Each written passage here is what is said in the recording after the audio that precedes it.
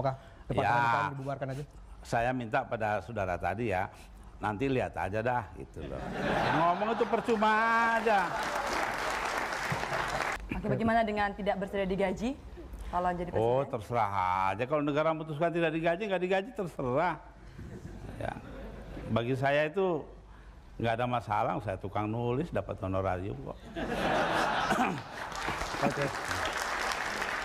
Tipe kepemimpinan Anda dan tipe kepemimpinan Megawati. Nah inilah, Anda ini kayak orang geblek. Nggak bisa bedakan kepemimpinan kok bilang begitu. Ya. Kalau Anda nggak bisa bedakan ya sudahlah sana, ngapain sih ikut-ikutan di sini? Mau tahu kepemimpinan saya menghargai kedaulatan hukum. Kepemimpinan Megawati tidak menghargai hukum melainkan penyelesaian politis. Itu sudah dibuktikan dengan melengsarkan saya manggil rapat di rumahnya di Kebagusan. Itu kalau mau tahu. Apabila Anda jadi presiden, kira-kira Putri Indonesia itu bisa ke Miss Universe nggak? Ya. Karena saya ini ex-Miss Indonesia. Ya Anda tanya sama orang pesantren. Tentu saja. Oh, ya? Soal marah-marah. Marah-marah? Ya lihat persoalannya dong. Kalau konstitusi dilanggar ya mau nggak mau kita marah. Daripada marah itu disimpan lalu jadi tingkah laku yang aneh-aneh kan mendingan dikeluarin. Ya lihat aja nanti. Saya nggak marah aja kadang-kadang disangka marah. Nunggu perintah Kiai untuk jadi calon. Jadi bukan who wants to be a president, tapi wants to become a president. Terima kasih.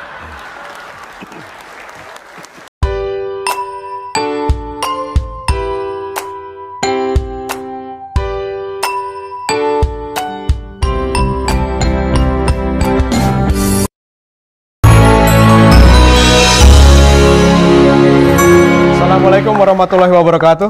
Selamat malam pemirsa, apa kabar? Kami berharap Anda dalam keadaan sehat walafiat. Saya Tubagus Hanafi. Dan saya Angelina Sondak, berterima kasih sekali atas kesetiaan Anda menyaksikan program pilihan kami, Who Wants to be the President. Angel, malam ini sudah memasuki episode keempat ya dari Who Wants to be the President. Dan nampaknya animo masyarakat begitu besar ya, terbukti dari SMS yang masuk. Dan SMS itu berisi keinginan ya untuk menampilkan idola-idolanya di dalam acara Who Wants to be the President dan hanya di TPI ini. Saya memiliki list dan mari kita lihat apakah list ini masih nama-nama yang seperti minggu lalu atau sudah ada perubahan. Kita lihat di sini bahwa yang diinginkan yang pertama adalah Bapak Hidayat Nur Wahid, kemudian Amin Rais, kemudian Susilo Bambang Yudhoyono. Dan ada A.A. Gim, ada Sri Sultan Hamengkubuwono, ada Megawati Soekarno Putri. Kemudian Gus Dur, Nurholis Majid. Dan ada Yusril serta Habibie. Satu lagi, last but not least is Kwi Kian Gi. Ya. Oke. Dan pemirsa, untuk diketahui kami telah berusaha menghubungi nama-nama yang diinginkan oleh pemirsa.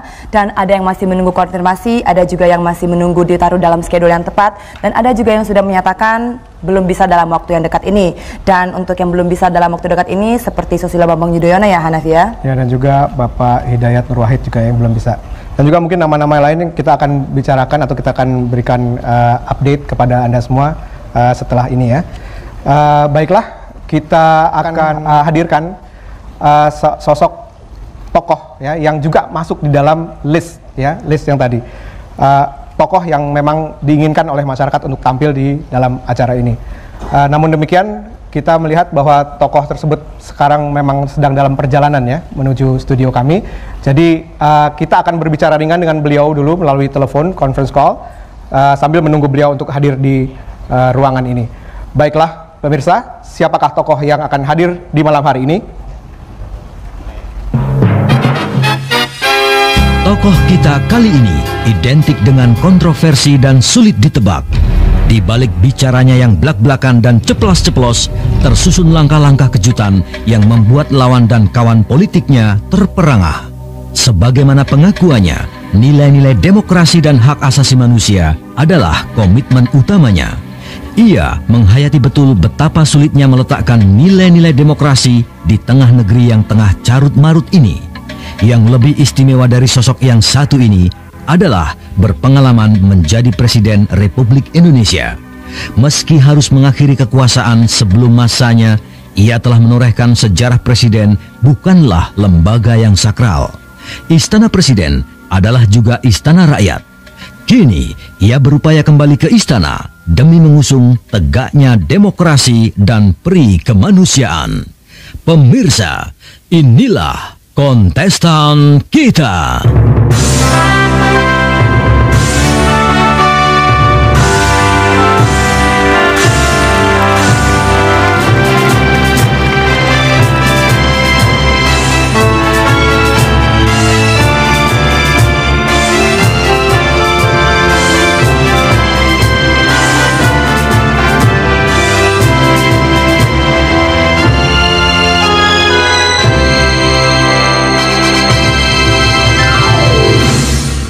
Baiklah pemirsa, mudah-mudahan kita sudah tersambung dengan Gus Dur. Assalamualaikum Gus Dur. Halo, selamat malam Gus Dur. Ternyata masih ada gangguan sedikit ya, dan kita berusaha untuk menghubungi beliau karena memang beliau telah berjanji untuk bisa hadir, dan dia juga sangat berkeinginan untuk tampil karena minggu kemarin sudah dibacakan bahwa nama Gus Dur masuk dari 9 tokoh yang sangat diinginkan masyarakat untuk tampil di studio kami ini. Ya, dan mungkin sambil menunggu kontak dengan Gus Dur, kita akan sedikit membicarakan. Halo. Ternyata kita sudah bisa menghubungi Gus Dur. Halo, selamat malam Gus Dur. Halo, selamat malam. Memang inilah ya telekomunikasi. Tapi untuk sebelum itu mungkin juga kita bisa berbincang-bincang dengan panelis yang ada di sini. Atau mungkin kita bicara dulu, ada beberapa nama yang tadinya hendak ditampilkan di sini, namun beliau ini belum bisa hadir. Kami sudah mendapatkan konfirmasi dari Pak Susilo Bambang Yudhoyono bahwa beliau belum bersedia untuk hadir malam hari ini atau di acara ini, dan kemudian juga Pak Kwik Kian-gi Pak Kwik Kian-gi juga beliau belum dapat ditampilkan karena schedule-nya masih belum cocok. Kemudian Pak Hidayat Nur Wahid, beliau juga belum menyatakan kesediaannya. Pak Nurkholis Majid, beliau sudah menyatakan tidak bersedia untuk mencalonkan diri sebagai presiden dan kelihatannya lebih memposisikan diri sebagai seorang guru bangsa. Dan kemudian Pak Amin Rais juga sudah kami hubungi dan belum ada jawaban. Assalamualaikum Gus Dur. Waalaikumsalam. Apa kabar Gus Dur? Ya, baik-baik aja. Oke, masih dalam perjalanan Gus? Ya, ini sudah di antara Pancoran dengan Jepang. Oke. Mudah-mudahan nggak macet ya Gus ya. Kita udah nunggu nih. Mudah-mudahan jalan terus. Iya. Oke, Gus Dur. Apa yang telah Anda siapkan Gus untuk acara malam ini? Boleh ngobrol sebentar Gus? Ya, kalau ditanyakan pada saya mengenai apa yang disiapkan, ya tergantung pertanyaannya dong. Oke, Gus. Saya mengenal Anda dari koran-koran ya. Saya mengenal Anda sebagai seorang tokoh yang sangat terbuka untuk kritik ya. Yang ingin saya tanyakan, Anda ketika menjadi seorang presiden babak pertama dulu ya, Anda pasti sebagai seorang manusia punya kelemahan ya. Dan menurut Anda, apa sih kelemahan Anda itu? Dan apa yang akan Anda lakukan untuk memperbaiki kelemahan itu kalau seandainya Anda terpilih lagi menjadi seorang presiden di masa depan? Ya, mungkin kelemahan terkuat adalah saya ini bukan seorang politikus pada dasarnya. Ya, jadi saya ini anggap aja ada guru gitu. Jadi dipasang di politik ya sudah. Jadi akhirnya ya berbaik sangka kepada semua orang ya. Dan ya biasa guru kan ingin melakukan segala hal pada waktu yang sama. Ya. Akhirnya semua marah. Dan lagi satu hal ya, itu bukan kelemahan saya, tapi karena keserakahan pemimpin yang lain. Mereka mempunyai ambisi pribadi masing-masing. Nah itu lalu ya tidak pakai hukum lagi, yang dipakai politik. Ya akibatnya saya dilengsarkan. Saya tinggal melawan apa tidak. Saya pikir nggak ada jabatan di negeri ini yang begitu tinggi sehingga harus mengalirkan dana. Sudah, toh masih ada pemilu. Oke. Oke, Gus Dur, kira-kira persiapan apa sih yang telah Gus Dur lakukan untuk kita tampil pada malam hari ini? Saya terus terang saja, persiapan ini mah sudah lama. Ya, jujur-jujur aja lah. Ya, jadi saya apa yang saya pelajari paling pokok, apa seandainya saya bukan menjadi presiden, tetapi apa dipilih menjadi presiden. Nah, yang jelas adalah bahwa kita harus melakukan perubahan total dalam sistem pemerintahan atau sistem politik, dalam sistem ekonomi, dalam sistem pendidikan nasional, dan dalam kita melaksanakan moralitas atau katakan budi pekerti bangsa. Untuk politik, maka atau dikatakan sistem pemerintahan, yang terpenting adalah bahwa saya setuju dengan apa yang dikemukakan oleh Bapak Tri Sutrisno, bahwa amandemen Undang-Undang Dasar selama ini yang dilakukan oleh MPR telah menjadikan Indonesia benar-benar bangsa yang liberal. Nah, kalau liberal dasarnya adalah suara terbanyak. Kalau suara terbanyak ya maaf saja, kasihan orang-orang minoritas termasuk TNI Polri. So, mereka nggak akan bisa bicara apa-apa dah. Apa katanya mayoritas. Lah ini yang menyesatkan kan. Karena itu dalam sebuah pemerintahan yang saya pimpin, nantinya akan ada sistem politik yang lain, yaitu satu, badan legislatif tetap, DPR, DPD, lembaga legislatif ini membuat undang-undang, lalu presiden, wakil presiden, gubernur, wakil gubernur, bupati, wakil bupati, wali kota, wakil wali kota, itu harus dipilih langsung oleh rakyat. Kita udah lihat kalau diserahkan kepada yang bukan rakyat, jadinya kayak begini, main duit di mana-mana. Oke, Gus, ini ada pilihan buat Anda sih sebenarnya. Gus, apakah Anda ingin memaparkan visi misi Anda melalui telepon, atau kita tunggu sampai Anda datang ke sini kemudian bicara soal visi misi? Kalau misal begitu, saya perkenalkan dulu nih, di sini ada apa yang saya bikin. Di sini ada panelis nih, Gus Dur. Ada 4 orang panelis yang setia menanti Anda, Gus, untuk datang di sini. Pertama tuh Bapak Hasan Zain Mahmud, beliau praktisi pasar modal. Kemudian Bung Arif, halo. Ya. Kemudian Bung Arif dari BEM IPB ya. Selamat malam, Bung Arif. Dan juga ada panelis di sini, Bung Philip Purnama dari praktisi manajemen. Selamat malam. Dan juga ada Bung Farid Faki dari LSM, aktivis LSM. Iya. Oke, Gus Dur, kira-kira ini lawan terberat Anda di pemilihan nanti siapa? Oh, jangan tanya saya dah. Saya ikut juga belum tahu kan, asal diperintah para kiai ya jalan. Ya nunggu perintah ini. Oke, tunggu perintah. Tunggu perintah. Panelis ada yang mau bertanya yang ringan-ringan dulu sebelum beliau datang? Saya boleh. Silakan. Gus, ya. Assalamualaikum. Waalaikumsalam. Nama saya Hasan Zain. Saya dulu beruntung 9 bulan jadi salah satu penasehat ekonomi Anda di Dewan Ekonomi Nasional. Tapi saya ingin tanya satu hal yang ringan aja.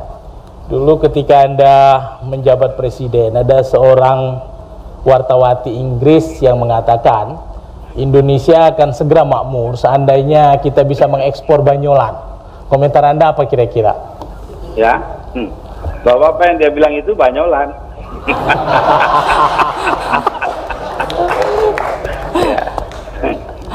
Nah, dia mau beli apa enggak? Ekspor bakal nggak ada yang beli ya, kayak sekarang. Sekarang kan ekspor kita banyolan aja tuh, nggak ada yang beli.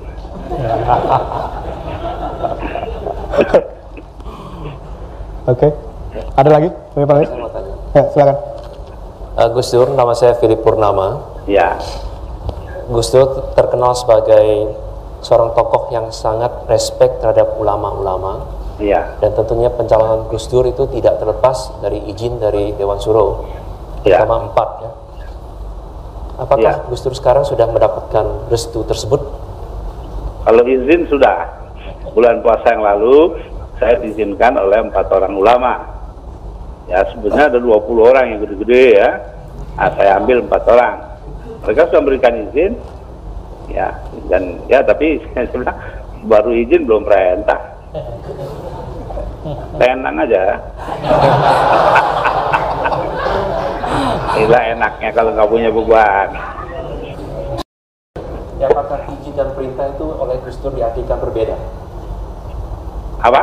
Apakah izin dan perintah itu diartikan berbeda oleh Gus Dur? Apakah Oh iya dong, izin itu kan artinya saya dianggap mereka tidak keberatan saya menjadi presiden. Perintah kok belum turun-turun, sudah itu urusan mereka. Yang 3 orang buat pulang haji kali. kalau misalnya Gus Dur oleh rakyat dirasakan sebagai kandidat presiden, tapi tidak mendapatkan perintah dari Dewan Suro, apakah Gus Dur tetap akan mencalonkan diri? Oh ya tidak, saya pokoknya ulama, tapi ulama itu tidak pernah nyimpang dari rakyat. Kalau rakyat benar-benar berkemauan demikian, tiap hari orang datang ke tempat kiai-kiai bilang begitu, masa iya mau nolak? Oke. Ada lagi? Ya. Barangkali saya kepengen protes sedikit. Saya sering sekali juga membaca statement Anda itu tentang izin dan perintah dari kiai. Terlepas dari rasa hormat kita pada para kiai, tapi barangkali demokrasi yang Anda perjuangkan itu harus memberikan kekuasaan real kepada masyarakat, Gus Dur. Jadi mestinya yang memerintahkan Anda untuk jadi presiden itu adalah rakyat. Ini nanti Oke, Mas, Gus, saya maaf Gus. sudah dipilih. Gus Dur, Ya, Gus Dur bisa sebentar ditahan dulu karena Ya. kita akan masuk komersial break berikut ini. Para pemirsa dimanapun Anda berada, Anda akan kembali lagi bersama Who Wants to be the President setelah pesan-pesan berikut ini. Terima kasih pemirsa, Anda masih bersama kami di Who Wants to be the President. Dan kami mencoba menghubungi Gus Dur kembali karena rupanya tadi teleponnya terputus. Ya. Gitu ya. Apakah sudah tersambung lagi? Halo, Gus Dur. Halo. Halo, Gus. Bisa Anda jawab pertanyaannya Bung Hasan Zain secara singkat saja, dan kemudian bisa langsung Anda paparkan visi misi Anda dalam waktu 5 menit karena kelihatannya waktunya sangat mepet ini, ya. Gus. Saya juga sudah habis metode. Begini, saudara. Kita memerlukan beberapa sistem baru. Yang paling pokok yang sudah selesai itu adalah sistem politik atau pemerintahan, sistem ekonomi. Politik dan pemerintahan itu pada pokoknya kita harus segera merubah keadaan dengan cara membagi demokratisasi ini tidak liberal sepenuhnya. Ya, jadi karena itu kita DPR, DPD tetap ada, menggunakan penggunaan suara, presiden dan sebagainya, eksekutif lah ya, itu juga dipilih langsung oleh rakyat, ya, menggunakan penggunaan suara. Tapi ada MPR yang bekerja tiap 6 bulan, tiap 5 tahun, ya, di mana diisi oleh anggota DPR, DPD dan sebagainya, itu membuat GBHN. GBHN inilah yang dijalankan oleh presiden, ya, dijalankan oleh pemerintahan. DPR juga tidak bisa menyimpang buat undang-undang melawan GBHN. Nah, GBHN itu dibuat oleh MPR yang bersidang 6 bulan dan 5 tahun itu dengan cara sistem permusyawaratan untuk mufakat. Hanya dengan ini kaum minoritas dapat memperoleh hak mereka untuk menyatakan pendapat. Kalau main pemungutan suara, mereka akan kalah terus. Nah, itu pemerintahan. Ekonomi rakyat adalah bahwa kita harus sesegera mungkin menghidupkan kembali ekonomi yang selama ini orientasinya salah, yaitu hanya menguntungkan pengusaha besar dan raksasa saja. Sekarang ini UKM. Nah, caranya adalah 1, UKM diberi kredit ringan, ya, 5% setahun. 2, penghasilan pegawai negeri swasta, pegawai negeri swasta, sipil, militer dan pensiunan dinaikkan terus-menerus. Kalau saya menang 3 tahun 10 kali lipat dari gajinya. Kalau mereka tidak dinaikkan pendapatan, kemudian diminta menghentikan KKN, itu kan omong kosong. Nah, jadi itu. Dengan demikian juga kita meningkatkan jumlah wajib pajak. Sebab dengan meningkatnya penghasilan secepat mungkin, maka Kalau sekarang wajib pajak itu tidak ada 3 juta orang, dalam 5 tahun akan menjadi 20 juta orang wajib pajak. Ini pun masih separuh dari kemampuan kita untuk menaikkan jumlah wajib pajak. Mestinya itu 5 orang warga negara itu 1 wajib pajak. Nah, hal-hal semacam itu ya, itu yang akan kita kerjakan. Ya tentu saja dengan memperbaiki perundang-undangan di bidang perpajakan, bea cukai, ya, pemisahan antara pihak yang ngurusi pendapatan dan pihak yang ngurusi anggaran. Kalau di Amerika Serikat ada yang dinamakan Internal Revenue Service untuk pendapatan, juga ada yang dikatakan Office of Budget and Management, itu untuk pengeluaran. Jangan orang yang satu dia bisa menyandera semua orang seperti yang terjadi sekarang ini. Banyaklah hal-hal semacam ini ya yang harus kita lakukan. Jadi undang-undang banyak sekali yang harus dirubah, disesuaikan dengan kemampuan. Nah itu pertama-tama dilakukan perpu-perpu, kemudian nanti kalau hasil pemilu itu mereka perpu-perpu itu dijadikan undang-undang. Ya, Gus Dur, Gus. Ya. Gus, waktu Anda tinggal 2 menit lagi, bisa sedikit cerita bagaimana Anda katakanlah untuk meningkatkan pendapatan rakyat atau GDP gitu ya? Ada hal-hal yang lain yang bisa Anda lakukan? Ya itu, dengan menaikkan memberikan kredit ringan pada UKM. Sekarang ini kan 20%, Mas. Kita jadikan 5% setahun. Ya, itu pun juga harus hati-hati sekali, sebab orang bisa aja uang yang diterima dipinjamkan kepada bank lain yang di atas 10%, ya. Ya kita harus hati-hati. Itu terpenting sekali dalam seleksi kelompok yang menentukan siapa yang dapat kredit. Gus Dur, bagaimana dengan masalah keamanan yang sekarang kita hadapi? Apabila Anda terpilih, apa yang Anda akan lakukan pertama-tama mengenai keamanan kita? Yang nomor 1, menegakkan hukum secara konsekuen. Sebab apa? Penyakitnya itu di hukum. Sekarang mau begini nggak bisa, begitu nggak bisa karena hukum. Nggak bergerak. Nggak ada kedaulatan hukum, nggak tegak sama sekali. Bahkan pejabat pemerintah aja banyak yang melakukan KKN sekarang. Nah, jadi karena itu kita harus berani menegakkan ini. Nah, kalau ini sudah terjadi, ya dengan sendirinya hukum itu akan terlaksana, akan berdiri, punya kedaulatan. Itu keamanan akan tertangani dengan sendirinya itu. Kita harus berani terhadap teroris-teroris umpamanya, tangkap, hukum, nggak bisa lain. Oke, baiklah, Gus. Mungkin saya akan lempar langsung saja ke panelis untuk bertanya. Silakan, panelis, ada yang ingin bertanya? Assalamualaikum Pak Kiai. Waalaikumsalam. Nama saya Farid Fakih. Pak Kiai, saya lihat lawan-lawan politik Pak Kiai takut betul pada Pak Gus Dur ini, sehingga sejak awal mereka sudah memagari syarat-syarat pemilihan presiden. Maaf, salah satunya adalah syarat-syarat yang berhubungan dengan kesehatan dan keadaan fisik. Nah, seandainya Pak Gus Dur kalah atau dipatahkan dalam persyaratan administratif ini, apa yang Pak Gus Dur akan lakukan?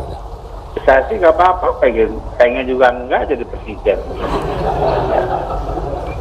Nggak apa-apa saya sih, tapi rakyat kalau marah, nah saya nggak tahu tuh apa yang diperbuat.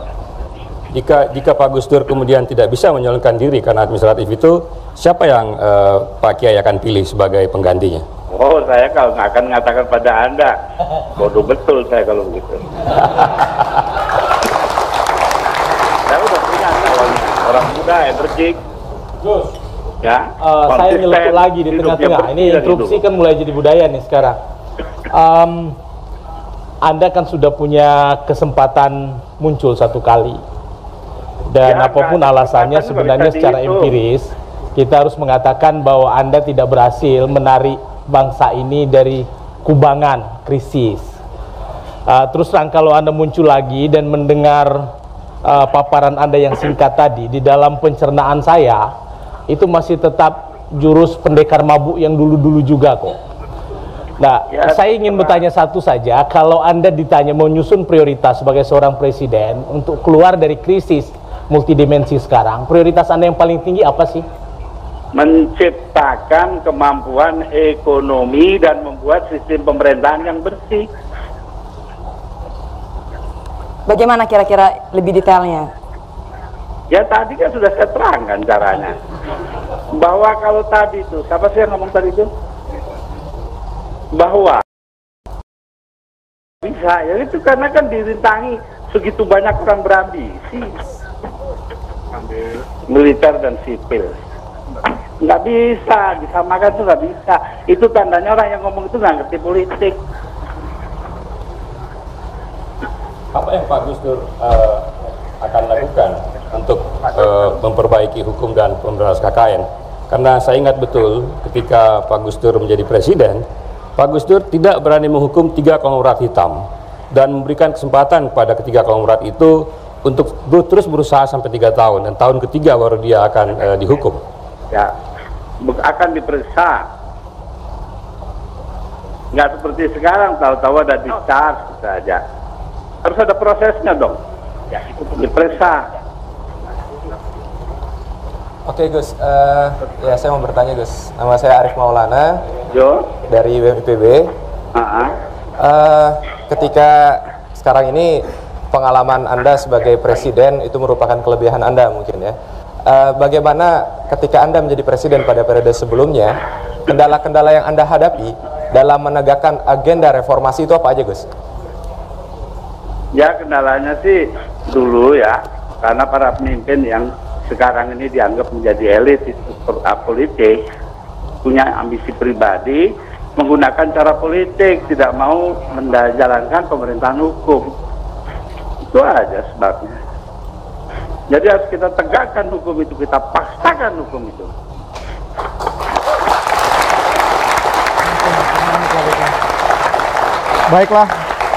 Baiklah pemirsa, selamat datang kepada Gus Dur. Silahkan duduk di tempat yang disediakan, Gus.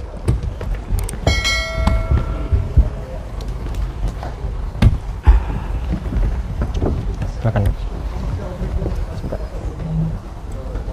Selamat malam, Gus. Selamat malam. Iya. Oke, saya Hanafi, Gus. Silakan. Yuk. Mungkin ditahan dulu, Gus, dari pernyataannya karena kita akan masuk ke dalam commercial break. Baiklah, pemirsa, jangan kemana-mana, tetaplah bersama kami. Who Wants to be the President.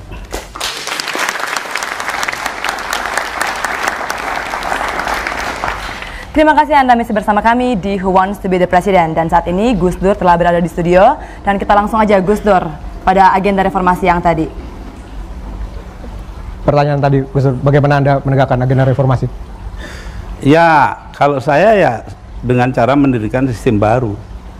Satu di bidang pemerintahan atau politik, satu di bidang ekonomi, satu di bidang pendidikan, satu di bidang moralitas atau budi pekerti atau akhlak. Jadi itu yang pokok. Jadi kalau tidak dibuat sistem baru di keempat bidang itu, ya kita muter-muter di situ aja lagi, ya. Jadi akhirnya divestasi lagi. Oke, jadi demikian kendala-kendala yang mungkin ketika Anda menjadi presiden periode sebelumnya itu mungkin kendala-kendala untuk menegakkan agenda reformasi. Ketika nanti kalau Anda menjadi presiden kembali, apakah Anda akan menjalankan agenda-agenda tersebut? Oh iya, saya akan tetap menjalankan sistem baru itu. Jadi nanti ya dengan segala macam kemampuan ya, berhadapan dengan kekuatan-kekuatan lain dalam pemerintahan. Sudah saya pelajari semuanya. Jadi menurut hemat saya Gus, salah satu hal yang menusuk rasa keadilan itu adalah upaya penyelesaian pelanggaran hukum melalui pendekatan politis. Dan menurut pengamatan saya sebagai presiden, Anda sering juga melakukan hal seperti itu. Misalnya menawarkan jabatan duta besar bagi seseorang yang menurut keyakinan Anda melanggar hukum, lalu kemudian memberikan kesempatan-kesempatan untuk tetap tidak diajukan ke pengadilan kalau memperbaiki. Ini adalah out of the court settlement. Itu sebenarnya cerminan ketidakpercayaan kita kepada supremasi hukum. ya karena ada mafia peradilan, Mahkamah Agungnya pengecut. Mau apa? Waktu itu ya lain dong, nanti kan lain. Jadi Anda tidak bisa berbicara terus-menerus keadaan seperti itu. Nanti ada Mahkamah Agung sendiri lagi. Pemisahan Polri dari TNI juga akan menjadi lebih tegas, nggak seperti dulu, ya, dan seterusnya.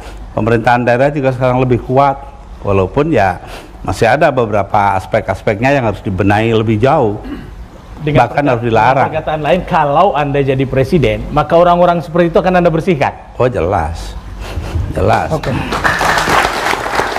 Oke, Mungkin kita harus orang yang bersih. Jadi saya tidak akan mau memimpin pemerintahan di mana saya harus kayak kemarin lagi istilahnya negosiasi, tawar menawar siapa yang jadi ini jadi itu, nggak bisa. Oke. Baik, kita berikan kepada panelis yang lain. Gus Dur, tadi Gus menceritakan mengenai program ekonomi dan salah satunya itu pembinaan UKM, di mana Gus Dur mengatakan bahwa bunga sekarang terlalu tinggi, yaitu 20%, dan khusus untuk UKM akan diberikan bunga 5%. Apakah itu merupakan subsidi 15%? Dan apakah itu menimbulkan penyakit baru? Bukan, karena subsidi itu kan pemberian gratis. Ini enggak. Ini adalah dengan cara salah satu antara dua. Satu, ataukah kita berani mengadakan moratorium terhadap tanggungan luar negeri kita?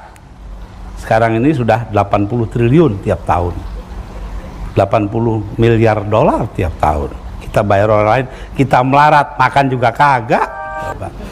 Atau salah satu, kita mendapatkan sumber-sumber keuangan yang katakanlah berbunga rendah untuk kita pinjamkan kepada orang lain, katakanlah 2% setahun. Bisa, banyak negara menawarkan pada saya, duta-duta besarnya begitu, ya. Jadi bagi mereka itu pokoknya ada kompensasi sedikit. Nah, setelah itu kita pinjamkan. 5% itu menolong sekali. Tadi dalam perjalanan saya mendengarkan radio El Sinta dari Sumatera Utara, itu seorang eksportir garment, dalam hal ini pakaian Teluk Blanga dari Binjai, itu nggak bisa ngekspor, tidak bisa beli mesin baru, mesin jahit, karena nggak punya duit, dan dia pinjam itu 20%, nggak mungkin dong dia.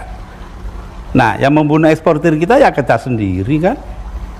Ya, apakah tidak terjadi kemungkinan penyakit lama kita, yaitu penyaluran dari kredit yang berbunga rendah itu jatuh kepada tangan-tangan yang sebenarnya tidak berkepentingan? Ya, dan bagaimana cara Gus Dur untuk menjaga supaya tidak jatuh? Ya, dibentuklah orang yang bersih. Sebabnya itu bukan kok pada pengusahanya yang dapat kredit, Bung. Sebabnya itu karena yang mestinya ngawasi dia sendiri yang makan. Lalu bagaimana kalau begitu? Kita harus berani dong. Makanya saya usulkan kenaikan pendapatan bagi pegawai negeri sipil, militer, dan kaum pensiunan. Perlunya apa? Supaya mereka tidak terlibat KKN, nggak macam-macam begitu. Pak Gus Dur, tadi dikatakan bahwa salah satu yang ingin dilakukan perubahan pada sistem pendidikan. Kira-kira perubahan seperti apa yang Pak Gus Dur tawarkan nanti jika terpilih lagi sebagai presiden? Ya, perubahan ke arah perbaikan dong. Artinya kita pertama ya harus membuka pasaran dalam negeri. Masa bangsa 210 juta orang, market atau pasaran cuma segini-gininya tuh. Ya Allah. Kalau saya condong saya itu kita nggak perlu ekspor banyak-banyak kok, secukupnya aja. Ini dalam negeri sendiri buka ya, tapi tergantung, asal kreditnya mahal yang nggak bisa. Bukan dalam perubahan sistem pendidikan, Pak Gus Dur. Oh, pendidikan, maaf saya belum kelar semuanya, tetapi pendidikan didasarkan kepada basis basis masyarakat. Jadi apa yang oleh Dom Helder Camara, mendiang Uskup Agung Recife, Rosalinda di Brasil, dikatakan education de comunidad de base, pendidikan yang berdasarkan kepada komunitas basis. Di kita diperkenalkan dengan tentu saja mengadakan penyesuaian dan kebutuhan kita oleh mendiang Romo Mangunwijaya. Nah, banyak orang-orang yang menjadi murid beliau, menjadi pengikut beliau dan memahami beliau. Jangan kayak sekarang, semuanya didasarkan pada pendidikan formal. Lah, padahal dengan pendidikan formal, orang yang ngaji, orang yang jadi kongregasi, nggak punya ijazah tapi punya kemampuan, mau diapain? Ya. Pak Gus Dur, waktu masih ingat mungkin ketika di SMAP, Pak Sumatri, seorang guru memberikan kepada Pak Gus Dur sebuah karya dari Lenin, What is to be done. Ya, ini seorang tokoh partai komunis. Ya. Tapi kita juga tidak bisa melupakan bahwa pendidikan itu memerlukan biaya yang sangat besar di luar sektor informal seperti Romo Mangun dan sebagainya. Kalau Gus Dur kembali menjadi presiden, kira-kira berapa persen dari APBN itu yang akan dipakai untuk biaya pendidikan? Sekarang kan kira-kira sekitar 3%. Apakah Gus Dur mau menaikkan ke arah 10%? Oh jelas. Karena pendapatan masyarakat melalui pajak akan menjadi sangat besar, ya. Maka dengan sendirinya ya otomatis anggaran belanja untuk pendidikan menjadi sangat besar. Jadi jangan dihitung persentasinya begitu. Saya sih bekerja menurut aturan-aturan yang ada ya. Ketetapannya begini ya begini ya. Tetapi bahwa jumlah absolutnya itu penting sekali. Ya, kemarin Rektor UI mengatakan pada saya bahwa UI setiap tahunnya menghabiskan 260 miliar rupiah.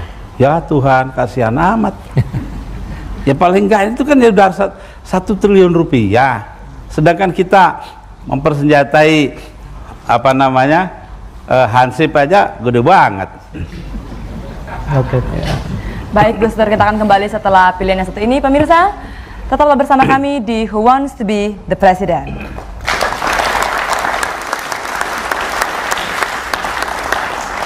Pemirsa, terima kasih untuk tetap bersama kami Who Wants to be the President. Gus Dur, nampaknya tidak hanya panelis ya, tapi juga audiens sudah tidak sabar untuk mengajukan pertanyaan. Ya, silakan.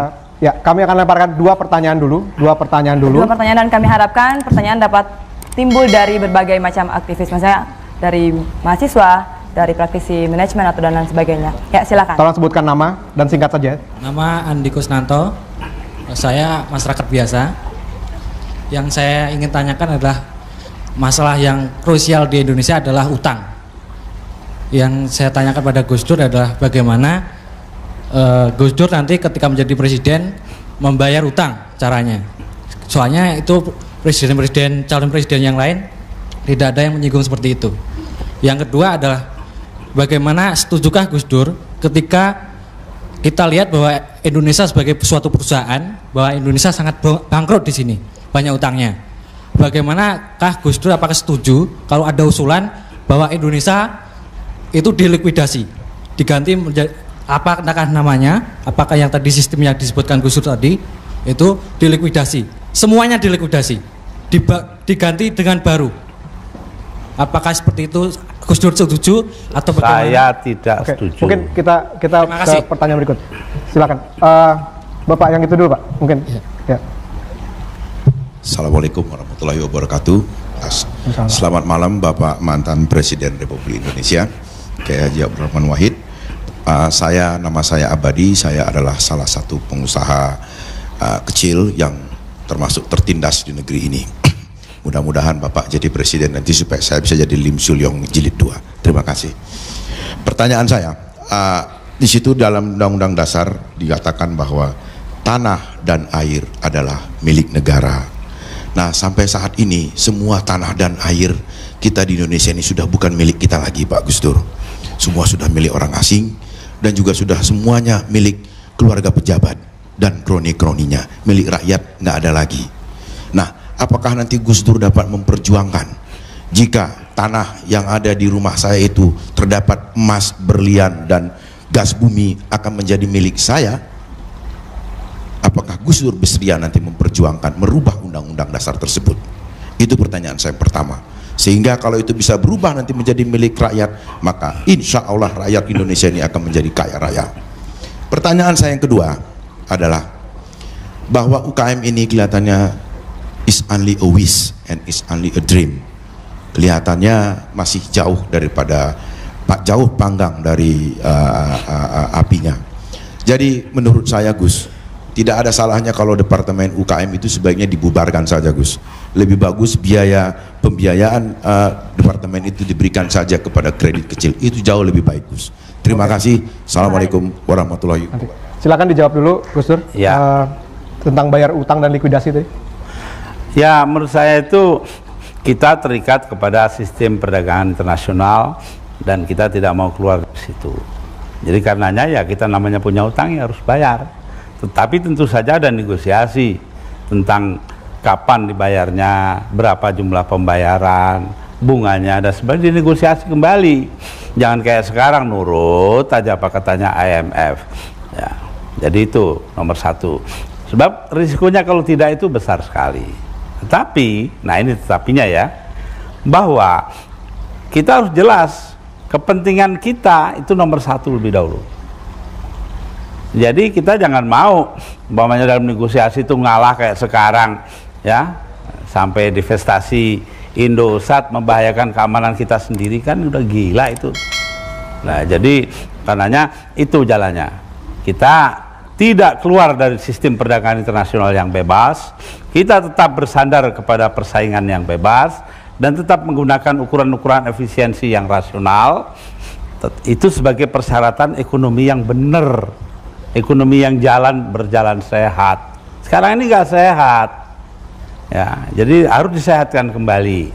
Nah nanti kalau sudah disehatkan kembali, banyak sekali penghematan-penghematan dapat dilakukan. Kemampuan membayar utang pun ada. Kalau sekarang ini udah seperti orang udah jatuh ketimpa tangga lagi. Nah itu, jadi sebabnya bukan persoalan hutangnya itu ansih, tetapi adalah karena keadaan kita yang demikian parah.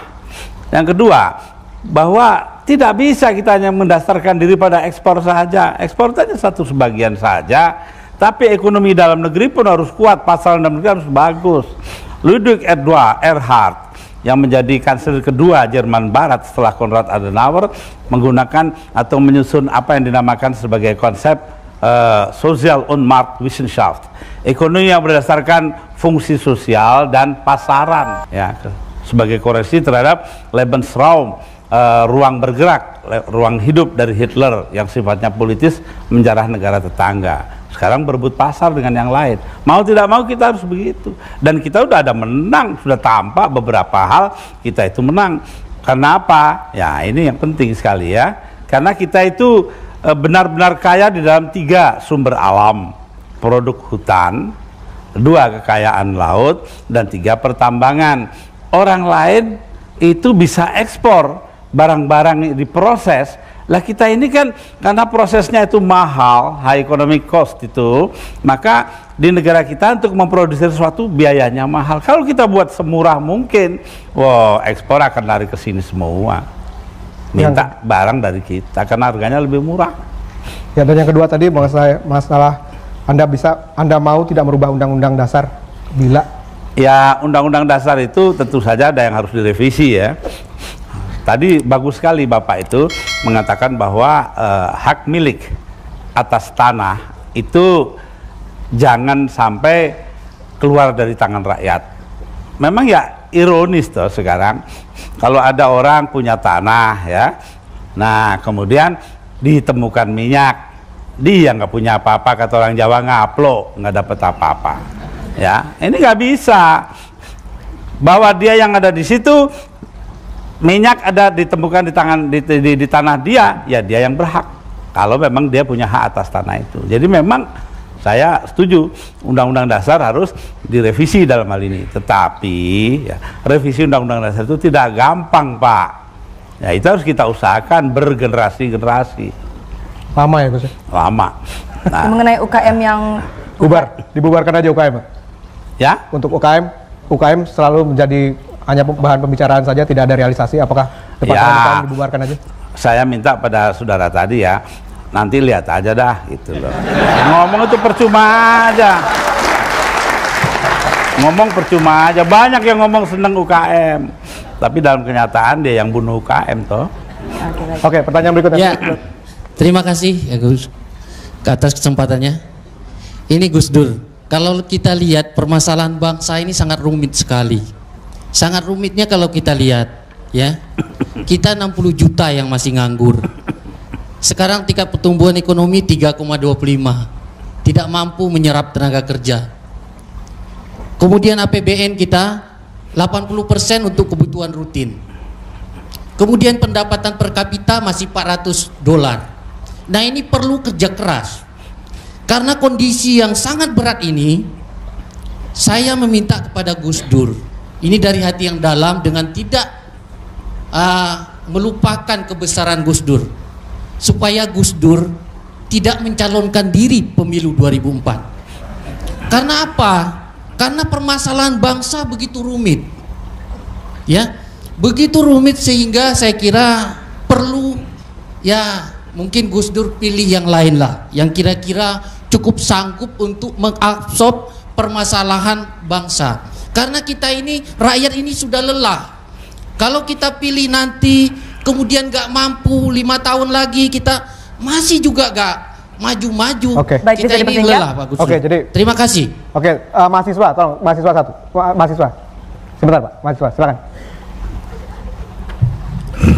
Assalamualaikum warahmatullahi wabarakatuh.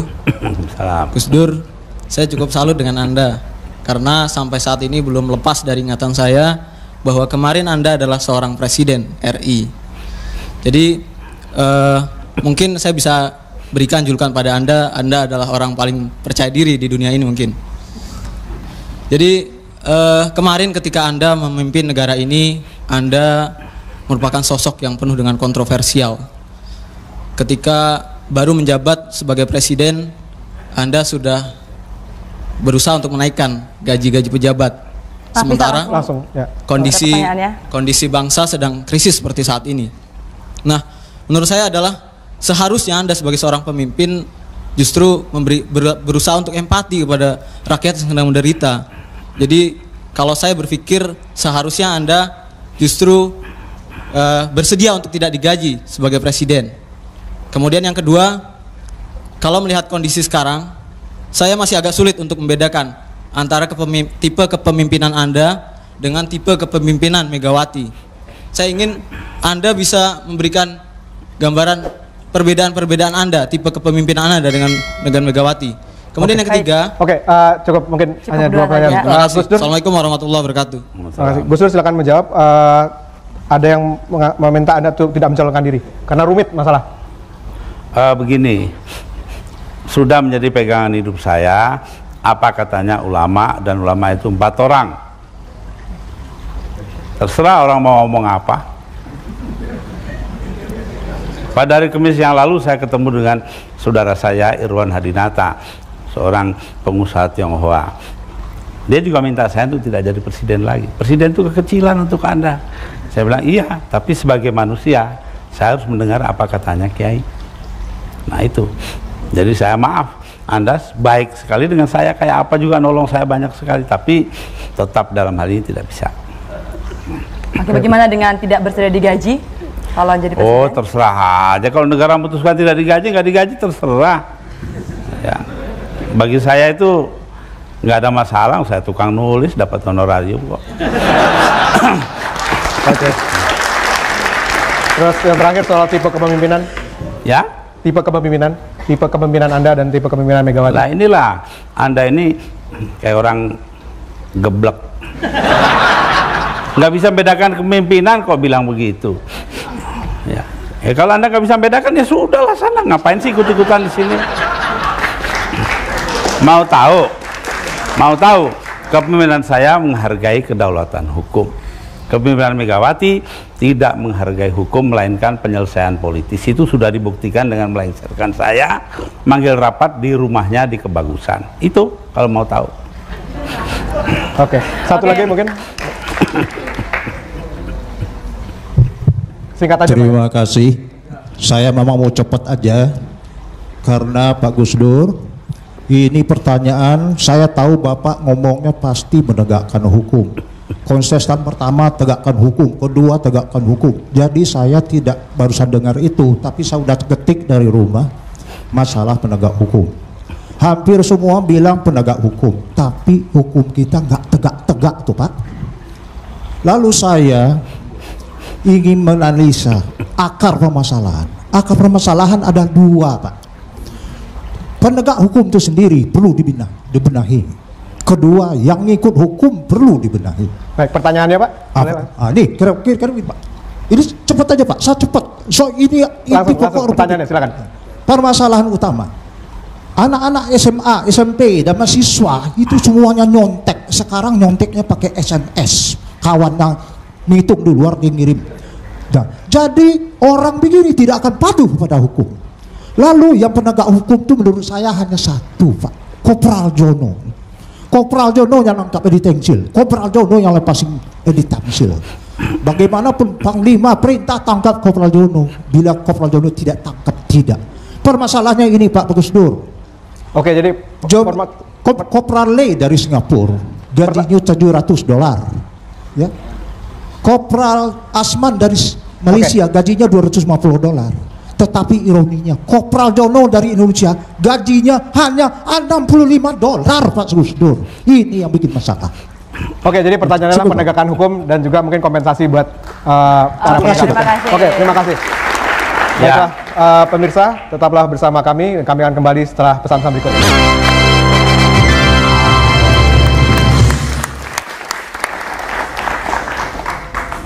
Terima kasih karena Anda masih bersama kami di Who Wants to be the President, dan mungkin Gus Dur bisa langsung jawab pertanyaan tadi mengenai penegakan hukum dan Kopral Jono. Ya, penegakan hukum itu harus dilakukan. Bahwa sekarang ini sistem politik yang membuat politik itu menjadi ukuran satu-satunya, tidak berarti bahwa kita sebagai bangsa harus mendiamkan hal ini. Kita harus menegakkan kedaulatan hukum. Tanpa itu tidak ada artinya negara ini. Jadi karenanya mau tidak mau kita harus menegakkan kedaulatan hukum. Dan untuk itu kita harus berani. Ya, Al-Quran mengatakan kunu qawwamina bil qisti syuhada lillahi wa anfusikum. Hendaknya kalian ini wahai orang-orang beriman menegakkan keadilan dan berani menjadi saksi bagi Tuhan walau mengenai diri kalian sendiri. Itu. Jadi tidak bisa lain. Oke. Baik, sekarang kita menunggu telepon dari pemirsa di rumah, tapi sambil kita menunggu mungkin Gus Dur, apabila Anda jadi presiden, kira-kira Putri Indonesia itu bisa ke Miss Universe nggak? Ya. Karena saya ini ex-Miss Indonesia. Ya, Anda tanya sama orang pesantren. Tentu saja. Kok nanya itu loh. Oke, halo. Halo, kita terima telepon dari rumah. Kita akan terima telepon dari luar. Halo. Nama dan asal, silakan. Tafib dari Makassar. Dari Makassar, silakan Pak, singkat saja. Assalamualaikum warahmatullahi wabarakatuh. Waalaikumsalam. Gus Dur, saya masih ingat waktu pertama kali diangkat jadi presiden, saya sangat bangga sekali dan sangat berbahagia sekali. Dan juga saya sangat kecewa sekali saat diturunkan. Permasalahannya, Anda pernah jadi presiden dan sudah punya pengalaman, bahkan juga pernah gagal. Nah, pertanyaan saya, apakah hikmah dan pelajaran yang sangat besar yang bisa Anda ambil untuk langkah Anda ke depan untuk menjadi presiden lagi, sehingga nanti di saat Anda telah duduk jadi presiden tidak akan terjadi masalah seperti lalu? Yang kedua, kira-kira mungkinkah Anda bisa berdampingan, karena secara nggak langsung Pak Gus Dur adalah bagian dari NU. Nah, berdampingan dengan bagian dari Muhammadiyah. Terima kasih. Assalamualaikum warahmatullahi wabarakatuh. Terima kasih. Satu lagi Gus, kita tunggu telepon satu lagi. Halo, selamat malam. Malam. Dari mana? Halo, assalamualaikum. Nama dari mana Pak? Nama saya Iwa dari Tangerang. Oke. Langsung Pak. Singkat aja Pak. Mau bertanya Gus Dur, saya tahu bahwa Gus Dur seorang budayawan, seorang sosiolog, seorang politikus, seorang feminis, seorang pemikir, dan mungkin mantan presiden. Satu yang belum Gus Dur, Anda belum menjadi seorang manajer. Bagaimana kiat-kiat Anda kalau Anda dituntut jadi calon presiden, kiat-kiatnya menjadi manajer yang baik? Yang kedua,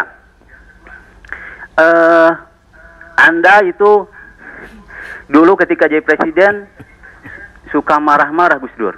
Bagaimana? Apakah nanti tahun 2004 masih juga akan suka marah-marah? Terima kasih. Oke, terima kasih. Terserah, Gus Dur mau jawab yang pertama tadi mengenai hikmah Anda. Kegagalan, bukan kegagalan, tapi hikmah pada saat periode pertama menjadi presiden. Kemudian yang kedua, bersedia berdampingan dengan Muhammadiyah. Ya, yang pertama, pelajaran terpenting adalah saya semakin yakin kebenaran hadis Nabi, idza wusidal amru ila ghairi ahli fantadir sa'ah. Kalau persoalan diserahkan kepada bukan ahlinya, maka tunggu saja kiamat. Nah, jadi kepenting artinya ahli itu keahlian. Ini semakin mempertebal keyakinan saya. Nah, yang kedua, von Clausewitz mengatakan, seorang ahli peperangan Jerman mengatakan bahwa perang terlalu penting itu diserahkan kepada para jenderal. Ya, sama saja sekarang saya juga begitu. Kita mengadakan pemerintahan itu harus berdasarkan keputusan rakyat dan berdasarkan hal-hal yang diputuskan oleh rakyat. Jadi bukan kemauan kita yang paling pokok. Yang kedua, mengenai Muhammadiyah. Ya, saya lihat ya, Islam ini dibagi dua, Pak. Islam gerakan dan Islam non gerakan. Nah, Muhammadiyah itu gerakan, Majelis Ulama gerakan, NU gerakan. Sesama gerakan apapun bedanya harus dicari titik-titik persamaannya. Ini yang paling pokok. Tadi siang saya bicara dengan saudara Nur Wahid dari Partai Keadilan, ya, PKTO. Lulai, ya kan. Nah, itu kita banyak sekali yang kita capai tadi dalam sekali duduk. Saya bilang kepada Nur Wahid, Mas Nur, inilah nikmatnya kalau duduk bareng ya. Iya ya, saya betul baru merasa banyak sekali kita persamaan, itulah ya. Jadi Muhammadiyah bagi saya adalah saudara yang tidak bisa ditinggal. Oke, kemudian manajer, bagaimana Anda sebagai manajer? Kiat-kiat begini Pak ya, Anda menyamakan presiden dengan manajer itu salah. Presiden itu pemimpin Pak, bukan cuma manajer. Pemimpin harus mempunyai kemampuan manajemen. Nah itu, kalau enggak dihancur. Saya belajar banyak mengenai masalah ini ya, dan saya berjanji pada diri saya itu akan menjadi manajer baik. Tapi lebih dari itu, saya harus menjadi pemimpin yang lebih baik daripada yang lalu. Soal marah-marah, Gus? Ya? Soal marah-marah? Marah-marah? Ya lihat persoalannya dong. Kalau konstitusi dilanggar ya mau nggak mau kita marah. Daripada marah itu disimpan lalu jadi tingkah laku yang aneh-aneh, kan mendingan dikeluarin. Ya lihat aja nanti. Saya nggak marah aja kadang-kadang disangka marah. Oke, baik, kita terima penelpon lagi. Halo, selamat malam. Ya, halo, selamat malam. Selamat malam, Bu. Ya, dari mana? Dari Makassar ini, Bu. Namanya? Ilyas Musa. Oke, langsung aja, singkat dan jelas. Oh iya. Assalamualaikum, Gus. Waalaikumsalam. Dari Makassar ini. Iya, iya. Saya melihat, Gus, seorang leadership itu memang seharusnya cocok sudah prinsipnya Gus Dur. Cuman dari faktor fisik itu loh. Jadi saya lebih cenderung kalau misalnya kita bedakan memimpin suatu birokrat dengan ngomong di pesantren atau di masjid. Karena kalau kita memimpin di salah satu birokrat itu kita cuma tidak bisa ngomong asal ngomong aja, kita mesti melihat dengan mata kepala itu sendiri kepada bawahan. Nah ini bedanya Gus. Seperti kemarin-kemarin itu kan tukar itu menterinya itu loh. Nah ini yang saya anggap bahwa mestinya itu kalau di masjid kita ngomong itu walaupun kita tidak melihat tapi tidak ada masalah dibanding kita itu memimpin suatu birokrasi. Itu aja Gus. Assalamualaikum. Waalaikumsalam. Silakan Gus. Langsung saja. Masalahnya itu sebenarnya adalah kemarin itu harus tawar-menawar secara politis dengan banyak pihak, dengan orang yang punya ambisi-ambisi yang nggak ketulungan. Ya jadi karena itu ya terpaksa begitu. Nah salah satu hikmah adalah di masa depan hal ini tidak boleh terjadi. Itu. Jadi tidak boleh terjadi soal tawar-menawar, harus jelas. Nah kalau ada yang mengatakan bahwa presiden jangan begini jangan begitu, menurut saya itu jawabnya simpel aja. Presiden dipilih rakyat, bilang sama rakyatnya, udah. Oke. Jadi presiden dipilih rakyat, dia bertanggung jawab pada rakyat bukan pada orang perorangan, siapapun orang itu. Oke, baik Gus Dur. Ya. Dan saya minta maaf sebesar-besarnya datang terlambat karena tadi penuh sekali jalanan. Ya, dan kedua juga Saya sebenarnya karena nunggu perintah Kiai untuk jadi calon, jadi bukan who wants to be a president, tapi wants to become a president. Terima kasih. Oke. Baik Gus Dur, dan tadi adalah pertanyaan yang terakhir dari telepon di rumah. Sebentar lagi kita akan bacakan hasil polling. Oke, Gus, ini ada polling dari 7.000, lebih dari 7.000 penelepon, Gus. 3% ragu-ragu bahwa Anda akan menjadi presiden lagi. Kemudian 42% berharap Anda menjadi presiden, dan 55% tidak berharap Anda menjadi presiden lagi. Itu kata telepon. Kata Anda apa? Komentar saya? Ya. Oh, ini bukan pemilu kok.